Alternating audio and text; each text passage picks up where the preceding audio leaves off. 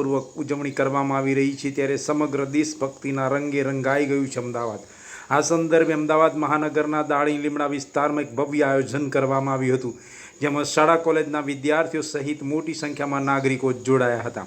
Ahmedabad municipal કોર્પોરેશનના વિરોધ પક્ષના નેતા શહેજાદ ખાન પઠાણ તેમજ દાણી લીમડાના ધારાસભ્ય શૈલેષભાઈ પરમારની ખાસ ઉપસ્થિતિ પણ જોવા મળી હતી। આમ ભવ્ય તિરંગા યાત્રાનું આયોજન કરવામાં આવ્યું હતું અને આ તિરંગા યાત્રા સમગ્ર વિસ્તારમાં ફરી હતી। અમદાવાદ વિસ્તારની આ વાત કરવામાં આવે તો ભવ્ય રીતે તિરંગા યાત્રાનું આયોજન કરવામાં આવ્યું હતું।